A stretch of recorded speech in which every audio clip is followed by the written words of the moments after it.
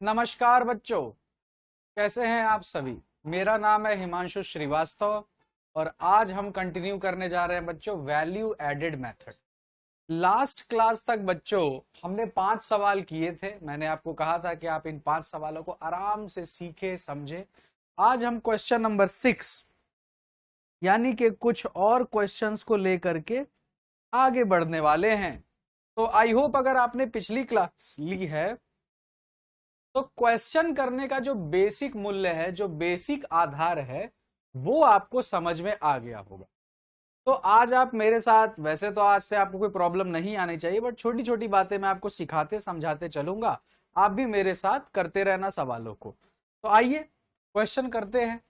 भाई क्या बोल रहा है? Calculate NVAFC। हमें कैलकुलेट करना है बच्चों net value added at factor cost. Same कहानी बच्चों, वैल्यू ऑफ आउटपुट चाहिए हमें सबसे पहले, जो कि क्या होता है बच्चे? Sales plus change in stock. अब सेल्स कितनी है भाई? देखिए सेल्स दी हुई है 540। चेंज इन स्टॉक क्या होता है? Closing stock minus opening stock.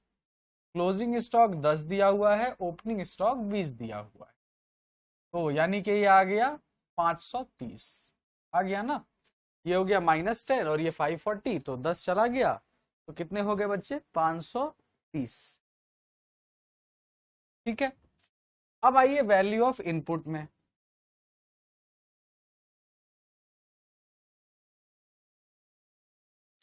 Value of input की बात करें तो goods and service tax, opening stock, sales, purchase of raw material. क्या बात है, परचेज ऑफ रॉ मटेरियल कितना दे दिया बच्चे?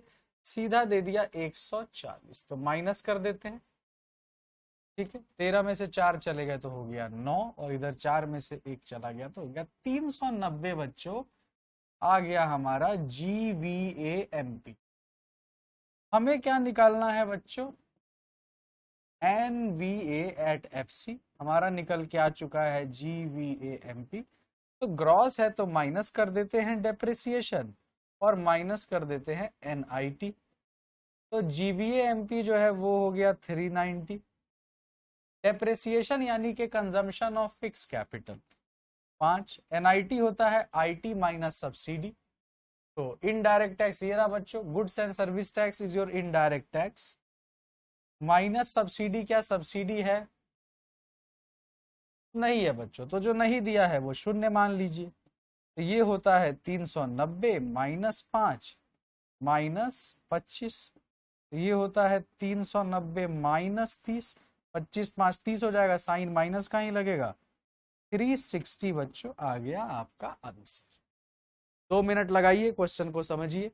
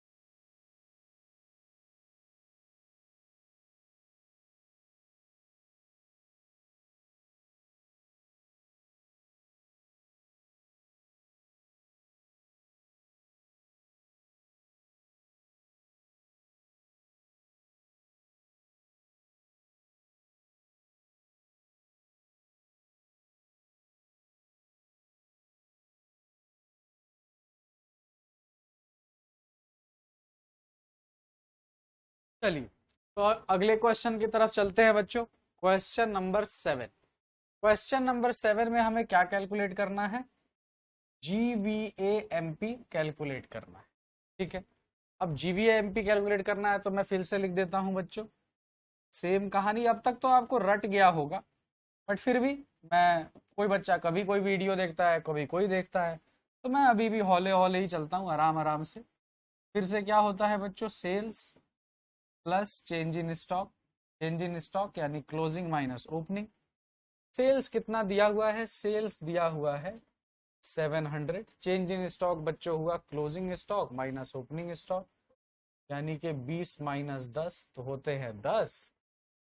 तो भैया ठीक है, फिर तो ये आ गया 690। उसके बाद आइए value of input. Value of input अगर हम देखें तो देखिए, वैल्यू ऑफ इनपुट का ही दूसरा नाम क्या, इंटरमीडिएट कंजम्पशन या रॉ मटेरियल का परचेस। तो यहाँ पे क्या दिया हुआ है, इंटरमीडिएट कंजम्पशन, जो कि कितना दिया हुआ है बच्चों, 400। 0 9 6 में से 4 चले गए तो बचता है 2। 290 जो है हमारा GVAMP निकल के आ गया। अरे भाई, मतलब GVAMP निकालना था, लीजिए आंसर आ गया। बहुत आसान सवाल था ये तो।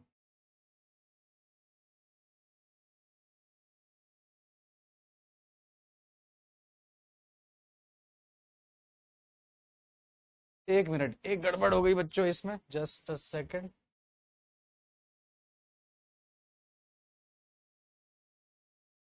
ये 710 होगा, सॉरी। 20 में से 10 10 और 700 ऐड होगा ना, 710 में से 400 में 310 इज योर आंसर। बहुत आसान सवाल था।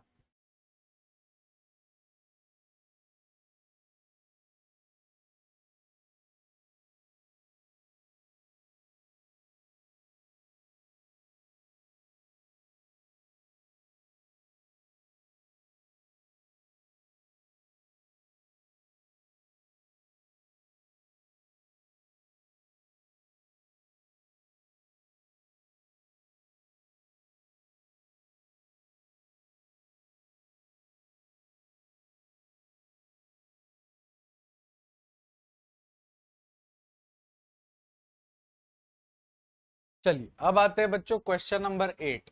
इसमें क्या निकालना है, इसमें भी GVAMP निकालना है। चलिए बहुत अच्छी बात है, तो फिर से मैं लिख देता हूं बच्चों। अच्छा, आप लोग हो सकता है सोच रहे हो कि सर जल्दी से करा दो, चुन के 5 7 क्वेश्चन करा दो। मजा नहीं है बच्चों, सब कुछ सीखिए, आराम आराम से पढ़िए, आपको जो सवाल आता है वो छोड़ के आगे बढ़ जाइए, बट एकदम बेसिक से सीखिए कि कुछ भी ना छूटे, प्रैक्टिस करते रहिए। Sales plus change in stock. Sales दिया हुआ है बच्चों 800। चेंज इन स्टॉक होता है क्लोजिंग माइनस ओपनिंग, तो सीधा नेट चेंज इन स्टॉक दे दिया है -40। तो प्लस माइनस माइनस हो जाएगा, तो यानी यहां आ जाएगा 760। फिर होता है value of input. Value of input में दिया हुआ है हमारे पास परचेज ऑफ रॉ मटेरियल 360। 400 लीजिए, GVAMP ही निकालना था, GVAMP आ गया 400। 400 आंसर आ गया बच्चों।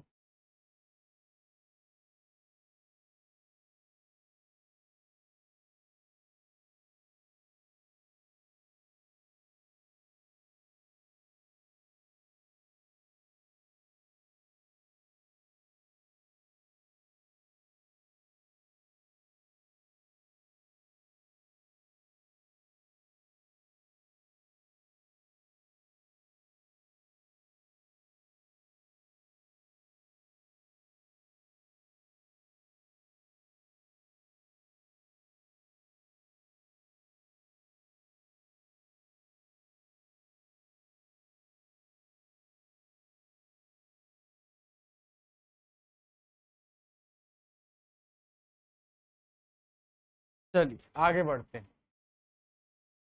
यहां पर निकालना है from the following data calculate value added by firm X and firm Y. अब याद कीजिए, जब हमें वैल्यू एडेड निकालना होता है तो दोनों फर्म का हम अलग अलग निकालते हैं। तो आइए पहले हम फर्म ए का निकालते हैं। ए का निकालते हैं, तो ए का हम करेंगे वैल्यू ऑफ आउटपुट। तो सेम कहानी होगी, sales plus change in stock. तो आइए ए का देखते हैं। ए तो ए नहीं, एक्स एंड वाई है, तो मैं एक्स लिख देता हूं।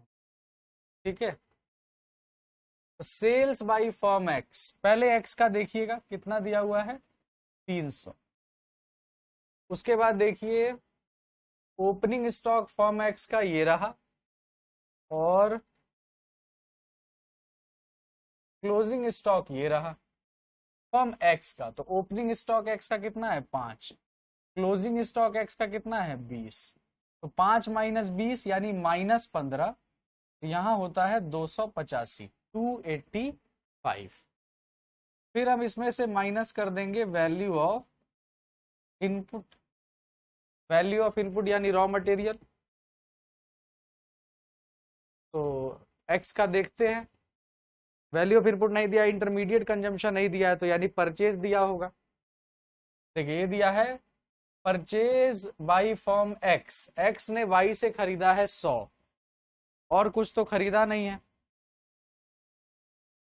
देखो क्या दिया, import of raw material by firm x. अब इसको मैं तब लेता ना जब यहाँ पे डोमेस्टिक परचेज दिया होता, यहाँ पे सिंपली परचेज दिया है। ठीक है, तो purchase by firm X from Y, तो मैं सिर्फ इस वैल्यू को लूंगा। ठीक है, अगर यहाँ पे डोमेस्टिक परचेज दिया होता तो मैं इस इंपोर्ट को भी ले लेता। ठीक है, अगर आपने पिछली क्लास देखी हो तो आपको समझ आ रहा होगा मैं क्या कह रहा हूं। कहने का मतलब ये है कि अगर डोमेस्टिक परचेज लिखा होता तो ये इंडिकेट करता कि ये वो परचेज है जो इंडिया के अंदर की गई है, तो हमें बाहर से जो खरीदा है, जो बाहर से इंपोर्ट किया है, वो ऐड करना है। लेकिन यहां पर सिंपली लिखा है परचेज। अब हो सकता है जो इंपोर्ट किया गया है, देखो इंपोर्ट जो किया है वो भी एक्स से ही किया है, तो direct purchase by firm x दिया है, तो हम सिर्फ 100 की वैल्यू को लेंगे, इसको आपको नहीं लेना है। आ गई बात समझ में? तो वैल्यू ऑफ इनपुट ले लेंगे हम परचेज बाई फर्म एक्स 100, तो ये कितना आ जाता है, 5 8 और 1 185, ये आ गया वैल्यू एडेड। और ये वैल्यू एडेड किसका आया है, एक्स का। अब आइए वाई का वैल्यू एडेड निकालते हैं। तो डायरेक्टली मैं sales plus change in stock देखता हूं, वाई का फॉर्मूला तो ऊपर लिखा ही है। तो वाई का देखते हैं,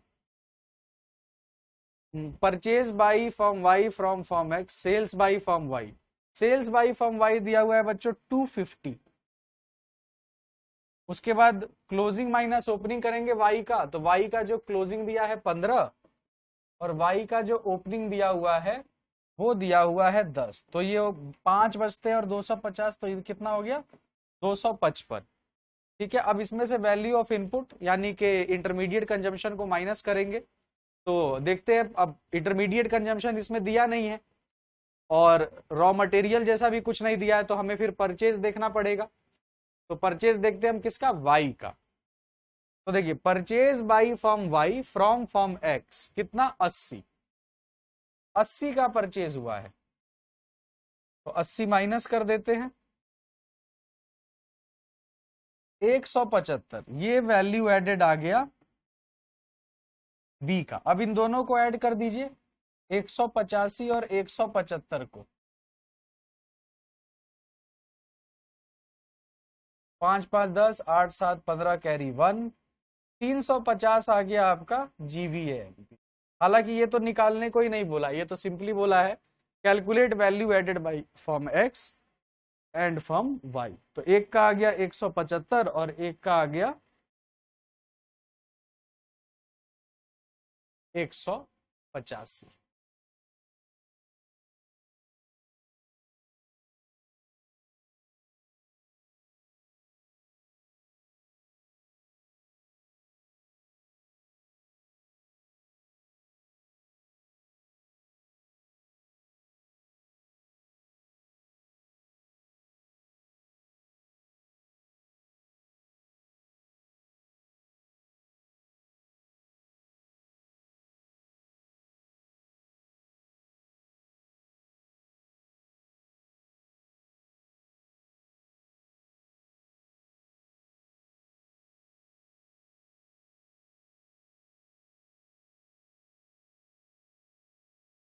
यहाँ पर एक मिस्टेक हो गई है बच्चों, सॉरी सॉरी सॉरी।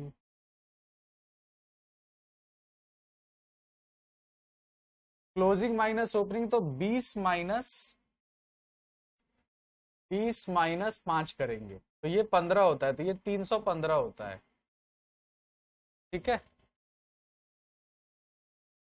इसमें से आप 100 माइनस करना, तो यहाँ 215 आना चाहिए। चलिए,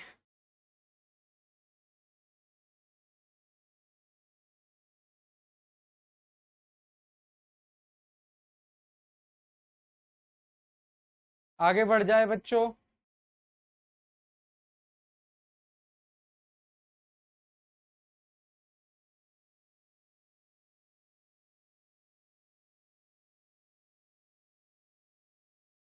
दो मिनट लगा के देख लीजिए, समझ लीजिए।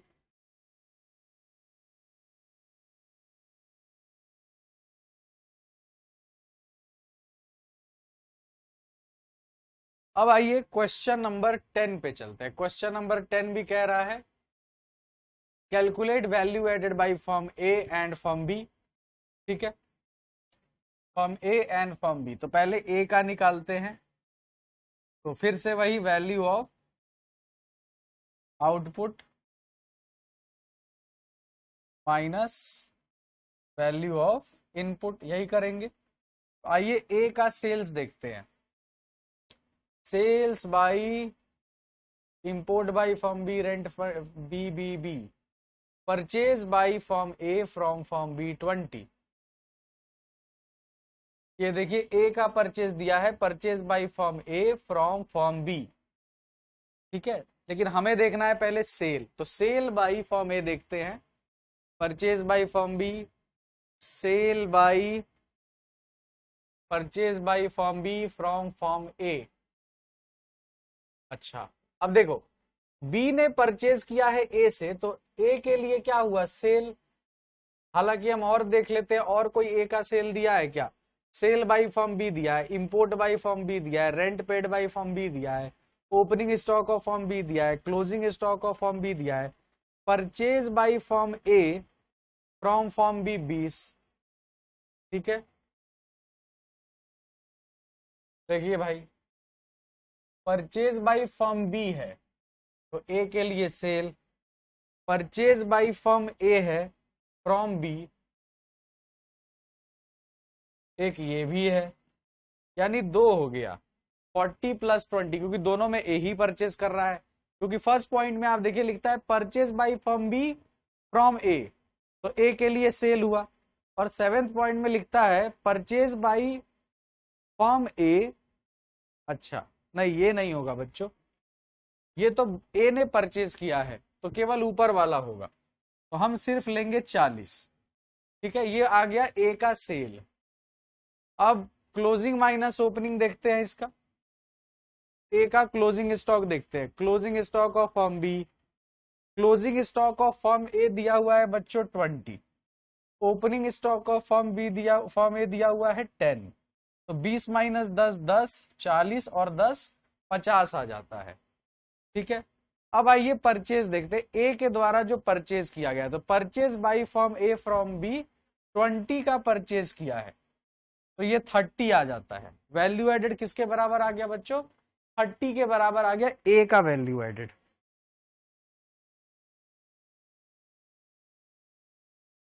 ठीक है, अब आइए बी का वैल्यू एडेड निकालते हैं। तो बी का वैल्यू एडेड निकालने के लिए बी का सेल देखना होगा। तो देखिए डायरेक्ट दिया है सेल बाई फॉर्म बी 80, तो सेल बाई फॉर्म बी दे दिया, तो और कोई सेल देखने की जरूरत नहीं, क्लोजिंग माइनस ओपनिंग करते हैं। तो closing stock of form B दिया हुआ है 20, ओपनिंग स्टॉक दिया हुआ है 15, तो 20 माइनस 15 करिए तो 5 होते हैं, 80 और 5 कितने हो गए, 85 हो गए, 85। अब इसमें से हम परचेज माइनस कर देते हैं, इंपोर्ट बाई फॉर्म बी, तो देखो एक तो ये भी परचेज हुआ 10। ठीक है, और क्या है, अच्छा यहां पर परचेज बाई फॉर्म भी दिया हुआ है 40, माइनस कर दीजिए आंसर आ जाएगा।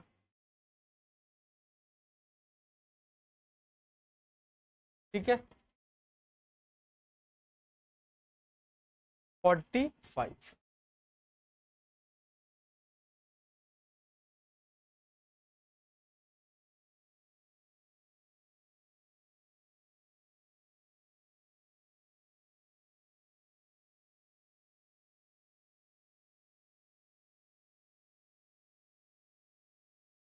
चलिए,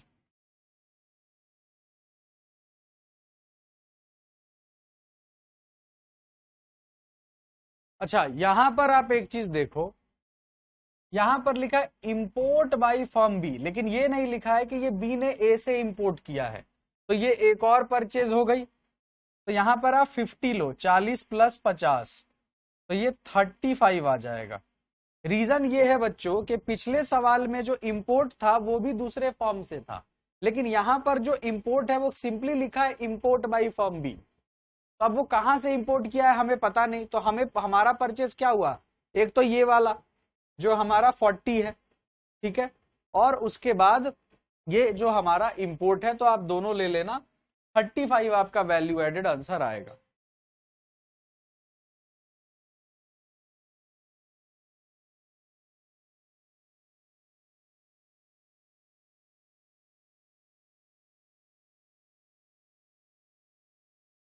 दो मिनट लगाइए, समझ लीजिए, फिर आगे बढ़ते हैं।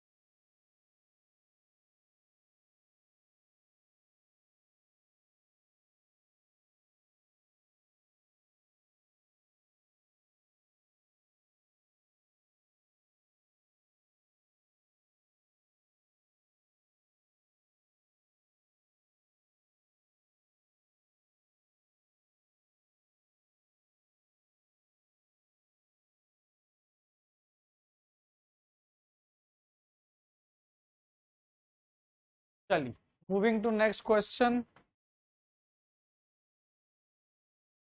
Question number 11। यहां पर हमें निकालना है बच्चों NVAFC। तो फिर फॉर्मूला बच्चों, वैल्यू ऑफ आउटपुट, जो कि होता है बच्चों sales plus change in stock. Sales कितना है 500, चेंज इन स्टॉक यानी closing stock minus opening stock, closing stock है 40, ओपनिंग स्टॉक है 50, तो ये आ गया -10, तो ये आ जाता है बच्चों 490। 490 आ गया। अब आ जाइए value of input. Value of input देखिए, इंटरमीडिएट कंजम्पशन दिया हुआ है 200 के बराबर, तो माइनस कीजिए, 290 आ गया GVA MP। हमें क्या निकालना है बच्चों NVAFC। बैलेंस करते हैं दोनों को, माइनस डेप्रेसिएशन माइनस NIT, तो GVAMP 290 आ चुका है, डेप्रेसिएशन यानी consumption of fix capital 60, NIT होता है IT माइनस सब्सिडी, तो इनडायरेक्ट टैक्स 30, सब्सिडी भी दिया हुआ है 5, तो ये आता है बच्चों 290 -60, -30 में से 5 चले गए तो 25, ये हो जाएगा 290 और 60 और 25 85 हो जाएंगे, -85, तो ये आता है हमारा 205। 205 आंसर आ गया बच्चों।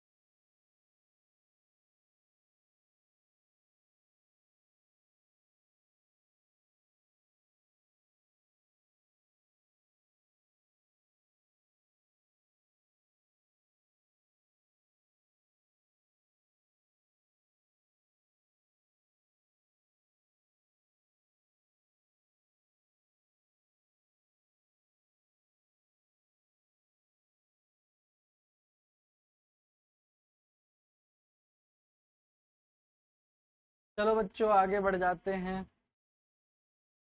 Question number 12।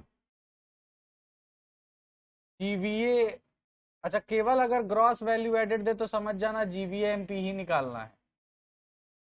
फिर से फॉर्मूला बच्चों, value of output sales plus change in stock. अब देखो इसमें दिया है डोमेस्टिक सेल, यानी इसमें पक्का एक्सपोर्ट दिया होगा। तो देखो डोमेस्टिक सेल यानी इंडिया के अंदर सेल, एक्सपोर्ट यानी इंडिया से बाहर सेल, दोनों को मिला दो तो टोटल सेल आ गई 400।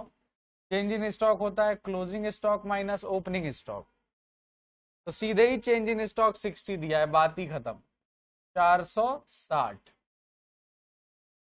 फिर हम ले लेते हैं वैल्यू ऑफ इनपुट। तो वैल्यू ऑफ इनपुट में इंपोर्ट ऑफ रॉ मटेरियल है 30,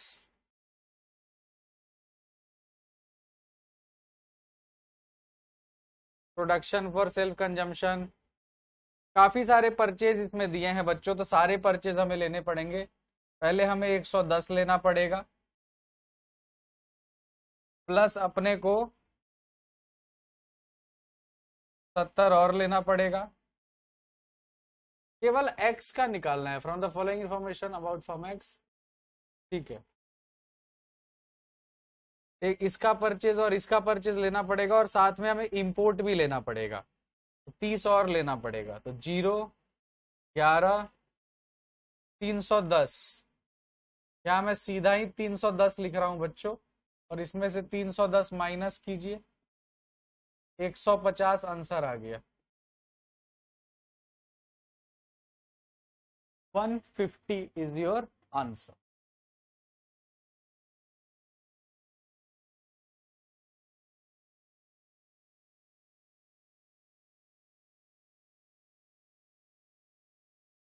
ठीक है बच्चों, अब इसके आगे करेंगे हम नेक्स्ट क्लास में। नेक्स्ट क्लास में कुछ ज्यादा सवाल करने का प्रयास करेंगे, तब तक आप लोग इतना करें। और कोई भी अगर आपको सवाल में प्रॉब्लम है, किसी तरह का कोई कंफ्यूजन आ रहा है, तो आप उसको कमेंट बॉक्स में जरूर लिख करके बताएं। बाकी हमारे साथ बने रहें, इसी तरह के वीडियोस आते रहेंगे आगे भी नेशनल इनकम के। और 2 क्लास और लगेगा, वैल्यू एडेड मेथड खत्म हो जाएगा, उसके बाद हम लोग इनकम मेथड और फिर एक्सपेंडिचर मेथड करेंगे, और थोड़ी बहुत जो थ्योरी बची हुई है उस पर भी बात करेंगे। ठीक है बच्चों, तो आप सभी के कीमती समय के लिए बहुत बहुत धन्यवाद। नेक्स्ट क्लास में मिलते हैं बच्चों, thank you so much, bye bye.